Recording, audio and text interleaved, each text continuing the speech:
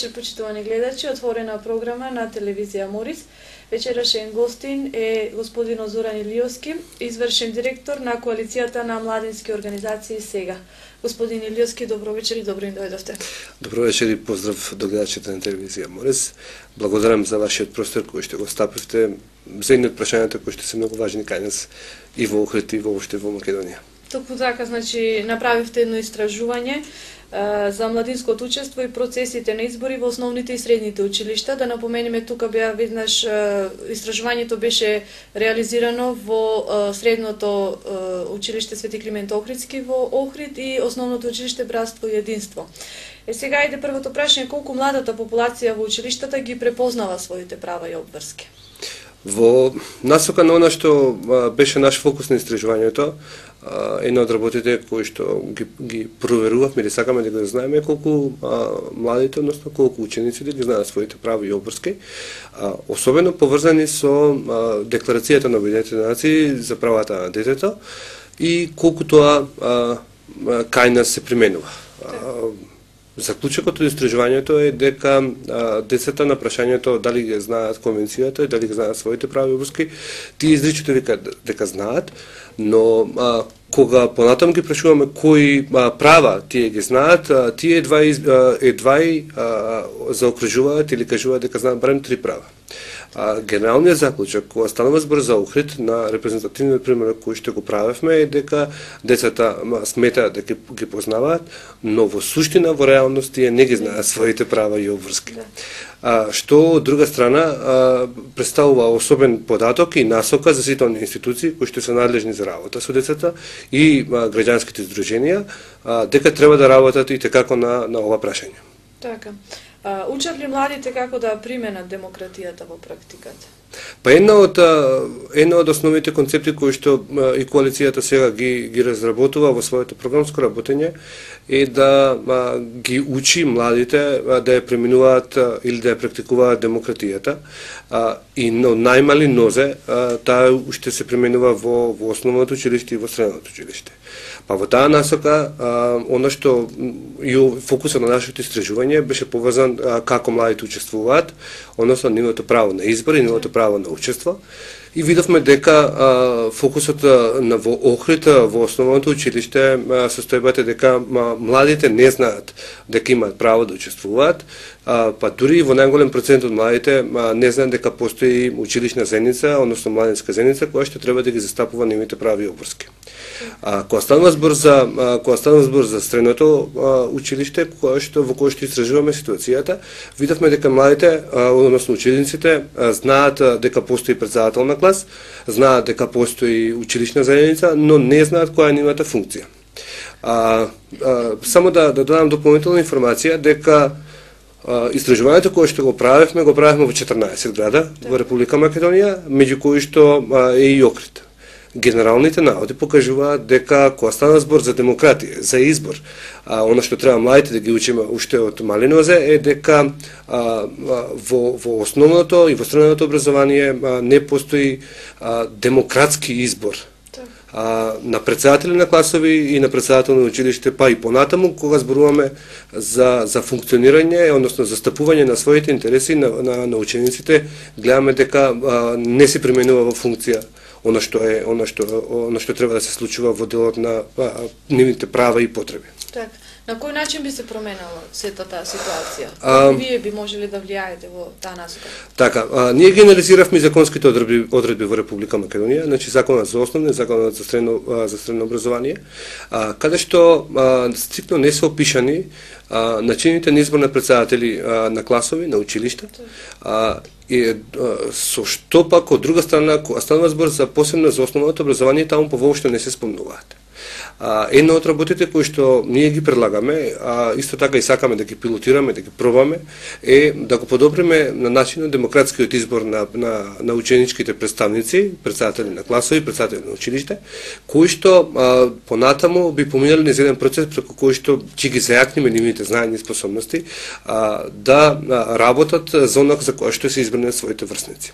Значи, подобрувањето го гледаме во насока на давање на можност на учениците да можат да делуваат и да ги застапуваат своите потреби пред училиштето, пред наставниот кадар, пред директорите, се со цел да се подобри ваквата состојба. Така. Зошто е важно учениците да ги застапуваат правата на учениците? Па во една демократија и во едно демократско општество многу е важно представувањето на потребите на секоја целните групи. Важно е да учениците ги застапуваат своите права затоа што тие најдобро ги знаат кои се нивните потреби. Учениците знаат најмногу што им треба нив, затоа што тие поголем дел од своето време го поминуваат во училиштето и знаат што му е потреба и кој му е проблем на нивните врсници, на нивните другари во класот и во целото училиште.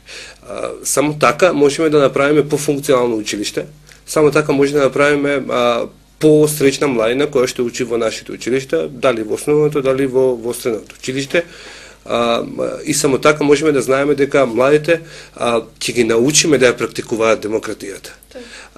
Да не тргнуваме од моментот на избори за возрастни, каде што можеме да се подсетиме не толку многу одамна какви се непрекршувања се случуваат.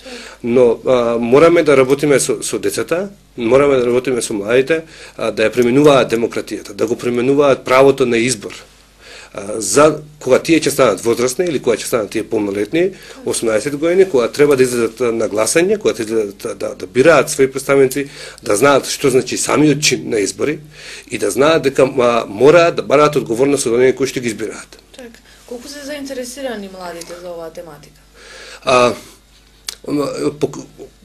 Нашите показатели специфично за Охрид покажуваат дека 81% од испитаниците се спремни и сакаат да учат. Значи, онма го гледаме интересот дека е потребен, затоа што самите ученици кажале дека сакаат. И нивното познавање за нивните права и за нивните обврски е потребно. Односно, се чувствуваат недоволно едуцирани, не знаат. Кога ќе ги споредиме податоците со основното училиште, ќе видиме дека децата во основното училиште воопшто не знаат кои се права, тие ги мешаат и правата и врските. Додека пак ке возрастните на 13 години почнуваат да разликуваат што е нивно право, што е нивна обврска. Но ваквата ситуација во која што се наоѓаме сега, значи и генералниот показател за цела Македонија каде што го правиме истражувањето ја покажува истата ситуација, е причина што досега не се работело континуирано на прашањето права и обврски на учениците. Така. Кој го бира претседателот во класот? Многу интересно прашање кое што беше и побуда за нашето истражување. Не постои законска определба согласно Законот за основно и за средно образование во која што е опишена процедурата за избор на претседател на класот. Во ситуацијата во Охрид и во основното и во средното училиште наидовме на различни модели на бирање. Најчесто тоа се случува на предлог можеби на своите врсници во класот или на предлог на класниот раководител. Оваа ситуација не смееме да кажеме дека не е добра, бидејќи не знаеме кој е правото. Не е пропишано никаде како треба да биде, но ваквиот начин на избор на претседатели не е структурен, дава од другата страна млади деца, средношколци кои што едноставно не знаат што е и самата функција која ќе прифаќаат. Мислам дека неопходни се промени во Законот за основно и Законот за средно образование, каде што стриктно ќе се дефинира начинот на избор на претседатели и ќе се дефинира нивната улога во средношколското, односно животот на младите во основното училиште. Бидејќи во моје време, например, председател го биравме ние, самите ученици во оделението, да кажам. Да. Истото ништо не е променето. Да, истото се надевам. И најчесто децата кажале, односно учениците кажале во средно образование дека тоа се работи секојаш за некој примерен ученик. Да. Кој што по друга страна можеби и нема желба да ги застапува интересите на своите врсници, на своите ученици, бидејќи смета дека можеби ќе се наштети од својот успех. Затоа нас ни требаат избори во училиштето. Лидери кои што млади ќе се идентификуваат и ќе сакаат да ги застапуваат интересите на своите другари, независно на она што ќе се случува во текот на наставата. Потребни се млади лидери И така се учи демократијата, така се градат лидерите. Кој што со самото кандидирање за председател на класот треба да биде свесен дека тој мора на својот класен раководител да му ги пренеси сите проблеми кои што ги имаат младите, односно неговите ученици, и дека мора да понуди решение со кои што цврсто ќе застане дека мора да се решат. Така, знам, во моје време беше гласноговорникот, да речам, на класот, оној кој што не се срамеше воопшто да образложи целата ситуација пред сите. Да. Се надевам дека и сега е истото. Апсолутно, не е ништо променето. Така, кој ги штити правата на учениците? Во насока на имплементација на Конвенцијата за правата на детето во Република Македонија не постојат институционални механизми, односно не постои начин со кој што се определува кој ги штити правата на децата и учениците во училиштето. И нашите истражувања покажете како останува збор за основното училиште, учениците најпрвин сметаат дека нивните права треба да ги штити класниот раководител. Така одговориле. Средношколците одговориле дека нивните права треба да ги штити или класниот раководител или педагошко-психолошката служба. Не постои унифициран модел, нити пак институциите знаат како треба да постапат по однос на прашањето на штитење на нивните права. Од друга страна пак, кога станува збор за повреда на некое право, тогаш децата најпрво се обраќаат, односно учениците во средното образование најпрво се обраќаат до класниот раководител, педагошко-психолошката служба или своите родители. Кога станува збор за ова прашање, нашето истражување покажа по однос на етничката структура на учениците, дека учениците со македонска етничка припадност најпрво се обраќаат до класниот раководител, а учениците од турската и албанската припадност никогаш не се обраќаат до своите родители. Што од друга страна кажува дека и децата самите не се едуцирани кон кого да се обратат, каде да кажат дека нивното право е прекршено. И многу интересна е ова последната реченица, дека нивното право е прекршено. Децата не знаат кои се нивните права. Тогаш на кого да кажат, ако не знаат дека сигурно некој им го прекршил правото. И во таа насока истражувањето дава силна препорака за едукација не само на децата, туку и на наставниот кадар. Постојана едукација по однос на конвенцијата, за да и наставниот кадар ги знае кои се правата и да ги правилно да ги препознае. Доколку тие се прекршени или некој од учениците се обрати до нив да каже дека моето право е прекршено, што од друга страна може да се смета дека можеби не се работи воопшто за прекршување на правото. Доколку учениците бидат постојано едуцирани за нивните права кои што ги гарантира Конвенцијата за правата на детето на Обединетите нации, тогаш тие ќе знаат, ќе може да ги препознаат. А после тоа да бараат на кого да им соопштат. Ние сега имаме ситуација воопшто во Република Македонија во која што нити учениците не се свесни кои се нивните права за да препознаат дека се прекршени, нити пак професорите од друга страна знаат дека тоа навистина така. Колку со актуализирањето на овие права на децата, конкретно кај учениците, се преминува онаа граница од почит, респект помеѓу ученик и професор? Стравот од обраќање кон професорите за прекршување на одредено право постои кај децата. Значи, респектот, почитувањето или стравопочитувањето, двете заедно, и како влијаат на децата кои што сметаат дека некој од нивните права е прекршено. Например, кога децата, односно учениците, ги запрашаме дали некој од вашите права е прекршено, тие викаат не. Но на следното прашање викаме, односно ги прашуваме дали на некој од твоите соученици им е прекршено правото, тие викаат дека 34% од своите ученици, односно своите пријатели, односно ученици, им се прекршува правото. Значи тие се плашат да кажат дека да, нивното е прекршено, но знаат дека на својот соученик нешто му се случува во делот на прекршување на правата. И ова е многу интересен податок за анализа кој што навистина кажува дека децата се плашат да соопштат дека некој од правата му е повредено или е прекршено, но се чувствува слободно да кажат дека на другиот му е прекршено, мене не земајте мене затоа што ми е страв за моите последици, односно последиците ако го кажам тоа. Така. Меѓутоа имаше доста случаеви кога веќе оној стравопочит према ученик, према професор е изгубен. Имаше доста случаеви и актуелни настани кои што беа предочени пред јавноста. Конкретно еве во Охридската гимназија со професорот каде што беше нападнат од страна на учениците, каде е тука тој страва почит? Морам да констатирам дека за жал оваа практика која што во минатите години постоеше на страва почит кон наставниците, работите се променети или се изместени од своето лежиште кај што треба да бидат. Сигурно дека постојат многу вакви ситуации кои што ги има, како што ги имаме примерот во Охрид, ги имаме ширум Македонија. Но тоа пак е причина за дополнителна интервенција или за дополнителна акција која што треба да преземат образовните служби, односно Министерството за образование, која што следејќи го развојот на образовниот систем, каде ќе видиме дека делот на воспитување се губи од образовниот процес и останува да нашите деца, односно децата, учениците се воспитуваат на улица.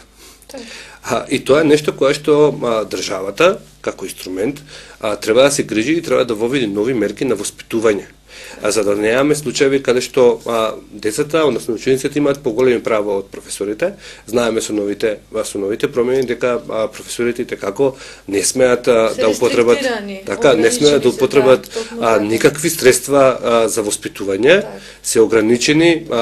Па знаеме дека согласно позитивните законски акти дека секое посигнување на физичко контакт или допир до ученикот значи прекршување и тоа сноси кривична пријава. Тоа пак од друга страна ги охрабрува учениците. Токму тоа ми беше поента. Така, тоа ги охрабрува учениците. Професорот е ограничен, од друга страна ученикот зема поголема слобода. Еве конкретно јас присуствував на една родителска средба каде што од прво оделение децата и се завраќаат, мислам и презборуваат на учителката. Да. Значи тоа е делот на воспитување, но и тоа е делот на обврски. Мораме секогаш кога зборуваме за права да ги земеме во предвид обврските. Кај нас обврските на учениците се многу слабо дефинирани. И одговорноста по таквото однесување е многу нерестриктивно уредена и затоа ги имаме овие случаи.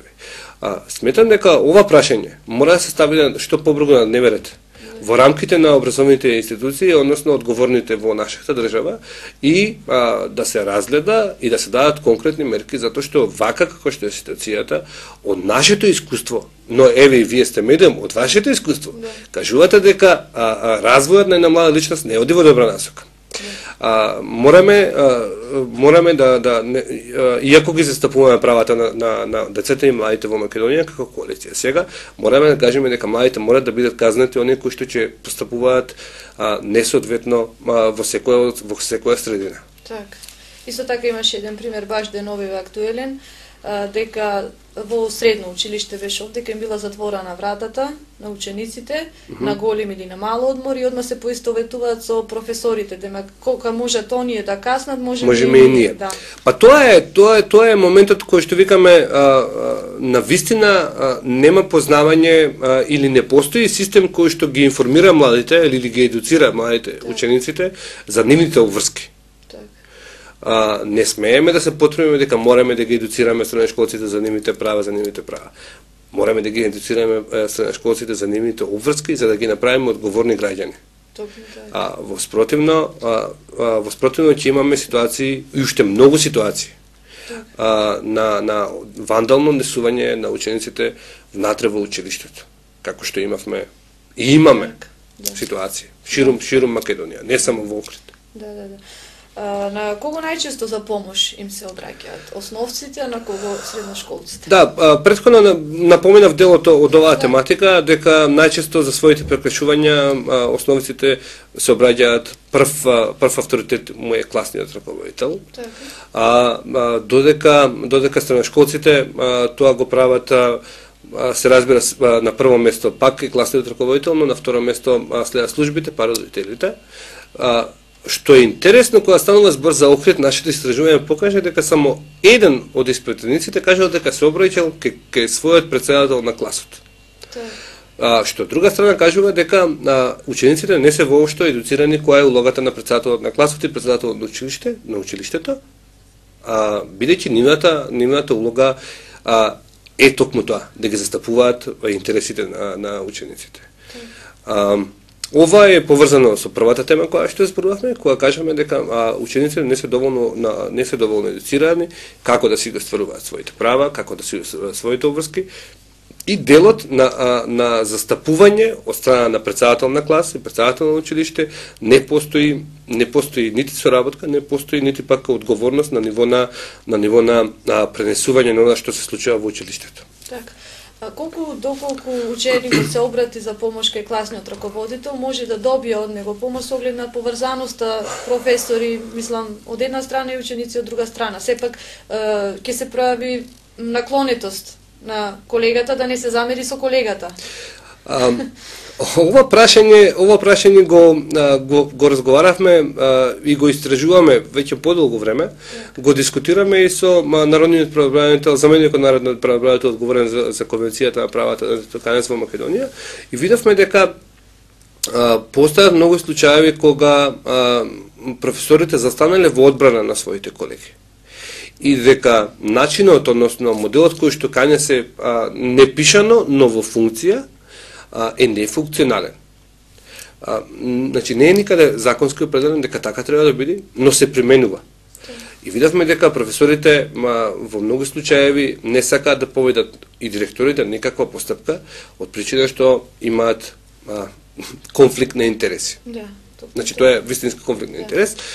И токму затоа многу од децата кои што ја пријавиле, кои што се пожалале на одредена состојба, немало никаков епилог.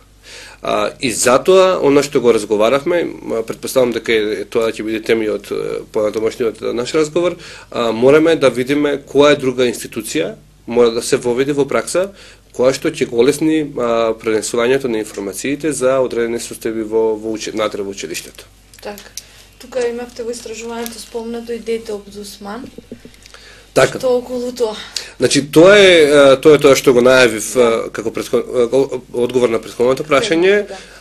Дете омбудсман или дете правобранител е институција која што сметаме дека значително ќе го подобри застапувањето на повредите на правата на децата во училиштето. На ваков предлог и на ваква институција дојдовме до заеднички заклучок заедно со заменикот народен правобранител, која што кога ги прашавме преку нашите истражување учениците, во најголем процент, повеќе од 80%, сметаат дека такво нешто значително ќе придонесе кон подобрување на состојбата во училиштето. Зошто? Бидејќи доколку постои дете правобранител во едно училиште, децата, нивните врсници, многу полесно ќе можат да се обратат до него, ќе нема страв и со своји зборови ќе може да објаснат ситуацијата без да се плашат од ништо. Нашето истражување специфично за Охрид покажа дека и во едното училиште, односно и во основното и во средното училиште, учениците сметаат дека има потреба од воведување на ваква институција, но во одредени случаи управата, односно директорот во училиштето смета дека нема потреба од воведување на ваква институција. Што е она што ние на ниво на наше функционирање во понатамошниот временски период ќе го правиме, заедно со заменикот народен правобранител, ќе пробаме да воведеме една нова институција во училиштето, онаму каде што сакаат и се спремни училиште да ја применат, дете правобранител, тоа би била група од повеќе деца, кои што ќе имаат своја задача да ги следат ситуациите во училиштето и да бидат во непосреден контакт со заменикот правобранител како би известувале за одредени прекршувања на правата на детето.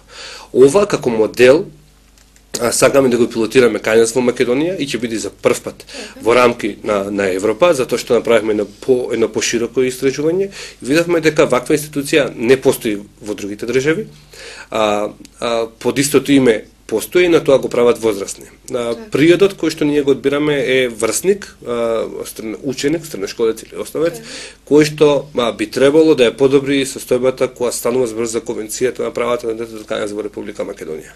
Така, конкретно во Охрид, според вашите истражувачки податоци, колку се подготвени да го прифатат овој начин? Реков дека децата сметаат и гледаат многу позитивно. Не, ми беше зборот во смисла на професорите, наставничкиот кадар. Наставничкиот кадар, значи, да, убаво, сосема добро прашање, легитимно за Охридската средина.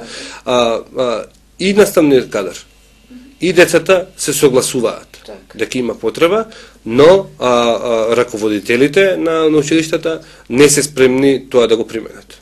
Независно што педагошко-психолошката служба и наставниците сметаат дека ќе биде добро. Ова е позитивен сигнал. Во секој случај е позитивен сигнал, бидејќи возрастните мислат дека ќе се подобри нештото. И децата викаат дека ви треба, сега останува на ниво на менеджмент, на ниво на директори на училишта, да се разговара и да се добие согласност за да пробаме, односно да пилотираме еден модел кој што во рамки на Конвенцијата на Обединетите нации ќе значи значително подобрување на состојбата. Така. Колку децата се вклучени во донесувањето на одлуките конкретно во средното, во основното училиште, со исклучок на патроните празници кои што ги одбележуваат или договорите за екскурзии? Вие веќе го кажавте одговорот. Единственото место каде што учениците сметаат дека учествуваат во тие два настани или во тие две активности, можеби некогаш ги прашуваат дали матурската може да биде во овој простор, во овој локал или во друг. Тоа е за жал во Македонија поразителен податок. Сега ги споредувам податоците од Охрид и на ниво на сите 14 града каде што ги правевме кањас во нашата држава и секаде е отприлика ситуацијата иста. Ова е поразителен податок бидејќи не им даваме простор на учениците да кажат што им треба. Не ги прашуваме за битни прашања кои што се однесуваат за нивното функционирање во училиштето. Од друга страна, нити пак ги едуцираме дека можат тие и имаат право да учествуваат некаде на повисоко ниво на носење одлуки. За жал, учениците учествуваат по прашања со своји мислења, по прашања кои што не се битни за процесот во училиштето, кога станува збор за оценување, кога станува збор за наставната програма, кога станува збор за носење на одлуки на училиштето, кои што подеднакво ги допираат животите на учениците внатре во училиштето. Ова состојба кај нас мора да се смени, но мора да се смени во насока на обезбедување на поголем учество на учениците во донесување на одлуки во различните форми, на органи во училиштето, дали тоа училишен одбор, дали тоа наставен совет, дали тоа совет на родители. Мораме да обезбедиме место за учениците да кажат што им треба. Во спротивно, секогаш имам одлуки кои што ги носат возрастните, но не се по мерка или по потреба на учениците. Тука во училиштата ги имаме и родителските совети, дел од родителите ни ли членуваат. Колку и тие може да се вметнат во помош на сета таа ситуација? Како институција внатре во училиштето, мислам дека во својата суштина на воспоставување на овие тела има многу голема тежина. Но видовме дека генерално во цела Македонија во пракса овие родителски совети не функционираат добро. И мислам дека родителските совети треба да се кога стана збор за родителските совети треба да се преиспита уште еднаш нивниот начин на функционирање и дали тие доволно се свесни за одговорноста која што ја зеле да учествуваат во една заедница, во едно место каде што тие живеат. И колку тие наистина може да придонесат во промени на однесувањето во училиштето. Родителските совети се одлична алатка која што ние применивме уште мислам дека пред 2000 година на почеток во пилот училиште во Македонија, потоа законски се определи да секој училиште мора да ги има нив, но во реалност ја немаме нивната функција или нивната корист. Учеството на родителите е многу важно во донесувањето на одлуки во училиштето, но можеби се работи за суштински проблем кој што овие родителски совети ќе станат пофункционални. Ние сме млада демократија како држава. Пробуваме да вземетнуваме нови елементи во секојдневното живење. Но мислам дека многу повеќе треба да се држиме на функционалноста на тие елементи, не само да ги донесиме, да ги воспоставиме, односно да ги формираме и да викаме дека да, сме го решиле проблемот, еве ги вклучивме родителите во училиштето, бидејќи многу повеќе може да се добија од еден таков состав на родители, отколку она што ги имаме сега. Так. Кажавте дека истражувањето го спроведивте во 14 градови во Републикава. Според вашите податоци, каде најпозитивни, каде се резултатите од истражувањето? Нашите наоди во овие 14 градови, ова морам да кажем дека ова е репрезентативен приборок за кој што рефлектира подеднакво за цела држава. Можеме да кажеме дека сумираните податоци не даваат јасна слика дека некаде состојбата е на најзавидно ниво, но некаде е на многу полоше. Зошто? Затоа што во едно училиште, во сите генерации, кога истражуваме одредена појава, гледаме дека од училница до училница е различна состојбата. Затоа не можеме да кажеме дека во училиштето братство и единство е најдобро, бидејќи нити пак во училиштето Климент Охридски во Кичево не е нешто посејано. Ваквата состојба, одлично ви е прашањето, бидејќи немаме одговор на нешто кое што нема рамка. Ваквата состојба е од причина што не постојат утврдени правила на работа и функционирање. Ако во еден клас, кога станува збор да речеме за избор на председател, ако во еден клас по само иницијативност на професорите или на класниот раководител е направена гласачка кутија, во која што учениците гласаат за кога ќе го изберат, веднаш до нив, следната ученица, во другиот клас, класниот раководител кажува: тебе те предлагам да бидеш председател. И во тој момент сосема се изместува балансот на целата ситуација. Затоа викам дека на ниво на Република Македонија нема успешна приказна на цело училиште дека процесот или процедурата за избор на председател е сјајна или е идеална, нити пак нема училиште во кое што можеме да кажеме дека сите ученици се едуцирани и познаваат Конвенцијата на правата на детето. За да имаме релевантен податок, мораме да имаме законско решение.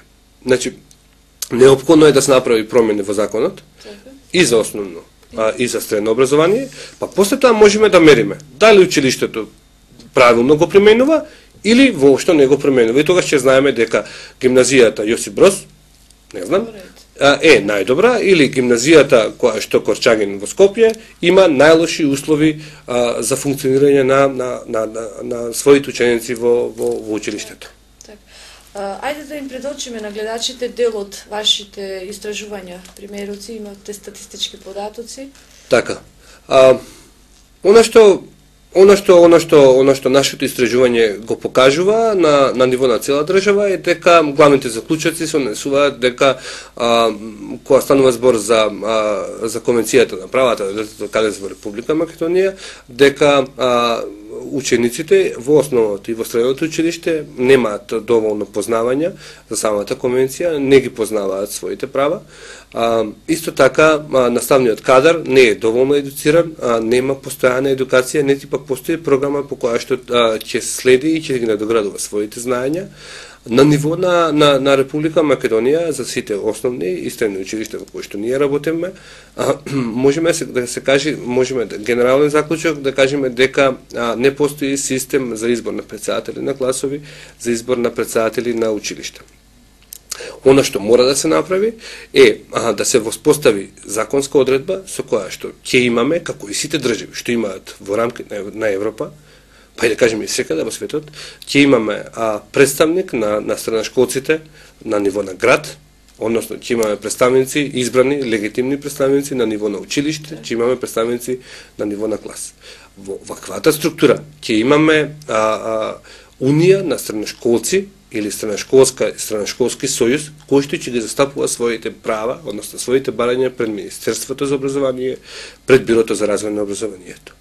Додека го немаме ова, а го имаат другите држави, ќе имаме еден образовен систем во кој што се креираат нови мерки за реформи, без да ги прашаат оние за кои што се наменети, средношколците. И затоа, јас силно им препорачувам на оние кои што носат одлуки, по секое прашање кој што се однесува на учениците, мора да најдат начин како да ги прашаат, односно да ги комуницираат, да ги консултираат, за да бидат сигурни дека понатаму реформите кои што се воведуваат на ниво на образовен систем ќе имаат позитивен ефект. Учениците ќе сакаат да учествуваат во новата реформа и наставниот кадар ќе биде спремен да ја примени реформата. Нашето истражување за 2010 година, кое што исто така го истражуваше и прашањето, односно го проверуваше прашањето по однос на реформите во образованието, покаже дека за секоја реформа во образованието мора да се припремат сите. Што значи, мора наставниот кадар да биде припремен за новите реформи, мора учениците да бидат спремни како да учествуваат во реформите, односно во новините кои што се воведуваат. За да не наидеме на ситуација во која што имаме средношколци или основници кои што протестираат, изразуваат својот револт, своето несогласување по одредена форма, дали тоа е матурата, дали е тоа воведување на одредена нова програма, одреден нов предмет за изучување, бидејќи имаат право тоа да го направат. Никој не ги прашал дали нив им треба, дали тие сакаат тоа да го прават. Во едно демократско општество процесот на консултација со граѓаните е нормален процес и мораме тој да го применуваме. Се додека нема да го применуваме, ќе имаме состојби во кои што многу ги наброевме во нашата емисија, значи од делот и на прекршување на правата на професорите, на наставниот кадар, имаме случаи каде што имаме прекршување на правата на децата и имаме деца на улица кои што се несуваат вандалски, кои што не се воспитани, кои што сметаат дека она што го прават е најдобро најдобар начин да ги изразат своето незадоволство кон општеството. Пред малку ги кажавте реформите во образованието, сега најнова новина да кажеме е електронскиот дневник. Што во тој поглед? Јас морам да потенцирам дека за оние новини за кои што зборував се исто ставени на ниво на препораки на Обединетите нации, која станува збор за училиштата, бидејќи во 2010 година Република Македонија репортираше пред Комитетот за правата на детето во Обединетите нации за состојбата во Македонија и самите препораки на комитетот кон нашата држава се однесуваат токму на тоа, дека за секоја реформа мора сите оние кои што се вклучени треба да бидат претходно информирани и спремни. Новата реформа, дневник, остава да покажи само времето дали се земени во предвид нашите препораките на Обединетите нации, дека ќе бидат прифатени од страна на учениците, од страна на професорите. Јас не сакам да коментирам и да предпоставувам дали се доволно едуцирани наставниот кадар, како да управува, односно како да постапува, како да го води овој нов процес, и не сум сигурен дали учениците воопшто знаат што значи тоа. Доколку овие две прашања има одговор, тога ќе го знаеме и епилогот на оваа новина. Нормално, се додека не се воведе во практика. Апсолутно. Така, да. Колку наставниот кадар, пред малку кажавте дека не е доволно едуциран, со оглед на тоа што би рекла оваа генерација некако се сајберска генерација, да кажеме, многу динамични деца, впрочем и тоа сами го велат наставниците, на кој начин тие би се едуцирале за да може да се прилагодат на токму оваа динамична генерација? Мораме наставниот кадар да го земеме во преден план, бидејќи тој е оној кој што го води процесот во училиштето. Така. И дека мораме да дадеме силна препорака до Бирото за развој за образованието така во Република Македонија, дека треба да воведе нови методи, нови предмети и нови начини, методологии на учење, односно дополнително учење на наставниот кадар. Програмата доживотно учење, која што е водечка во рамки на Европската унија, односно е процес, кој што кај нас во Македонија наидува на отпор понекаде кај возрастните наставници, бидејќи не се спремни да го издржат товарот и да применат нови методи и нови работи. Многу интересно, морам да го напоменам фактот или случај, ситуацијата со која што ние се соочевме, се обративме до Министерството за дополнителна едукација на учениците, подоцна на конвенцијата, каде што од Бирото за развој кажа дека не е доволно, нема потреба од ваше дополнително вклучување во образовниот процес за едуцирање на децата. Наспроти, нашето истражување што покажува дека децата имаат желба и сметаат дека недоволно знаат. Наставниот кадар мора дополнително да посетува обуки, мора да се воведат нови модули за обука на наставниот кадар по однос до конвенцијата. За да не како држава, Република Македонија, не бидеме повторно искарани или посочени како држава која што мора да направи нови реформи за да ги едуцира наставниците. Наставниците, согласно истражувањето, односно наставниот кадар, различно во секој училиште има познавање, но тоа е само од причина на самоиницијативност. Значи, ако имаме помлади наставници кои што се интересираат за темата, тогаш само иницијативно ќе пробаат да читаат, да најдат нови материјали и да ги применат во пракса. Доколку имаме наставници кои што и така му одговара системот на стариот систем на образование, начинот, методот на испорачување на знаењето, тие не сакаат воопшто ништо да учат, не сакаат дополнително да се припремаат, кога станува збор за конвенцијата да прават. Тие мислат дека со неколку часови во текот на годината тие доволно прават за децата бидат дополнително едуцирани. Впрочем, исто тоа се рефлектира и на учениците на некој начин, оние кои што се помлади, да речам, професори и наставници, повеќе едуцирани, тие повеќе ги прифаќаат да им предаваат за разлика од постарите, да кажам. Дали постои некој механизам во тој поглед? Апсолутно, процесот тоа е веќе прашање за кое што наодговорно е Министерството за образование. Но процесот на поднова на наставниот кадар е можеби трендовски интересен последните неколку 4 години и имаме нови професори во училиштата каде што омилени се за учениците. Сега можеме и да го дадеме одговор зашто се омилени. Затоа што се во текстот трендовите, затоа што можеби преминуваат нови методи, затоа што нивниот начин на комуницирање со децата е во согласност, односно со новите текови и времето. Ние сме дошли во многу ситуации каде што разговарајќи со децата дознаваме дека тие заеднички навечер комуницираат преку Facebook со својот класен раководител, кој што е млад. Тоа се новите трендови. И тие деца се многу, односно тие ученици се многу среќни, бидејќи нивниот класен има Facebook и со некој така комуницираат. На начин го чувствуваат многу поблиску. Многу поблиску. И затоа реков, мораме образованието, наставниот кадар постојано да го едуцираме. Бидејќи доколку ова реформа, природна реформа на учење, ќе ги прегази старите начини на комуникација, наставник, ученик, наставник. Кои се заклучоците од истражувањето? Нашето истражување покажа силни препораки дека мора да се почне да се работи на промени на однесување на децата, дополнителна едукација на професорите, директно вклучување на професорите во диалог како да се најда нови начини за да се подобри состојбата на учеството на децата. Мора да се направат промени во законот за основно, каде што не постои никаква точка, никаков член кој што го дефинира учеството на децата во училиштето. Мора да се направат дополнителни промени во законот за средно образование, каде што ќе се дефинира кој, како се избира, на кој начин, кој е мандатот, кои се правата, кои се обврските.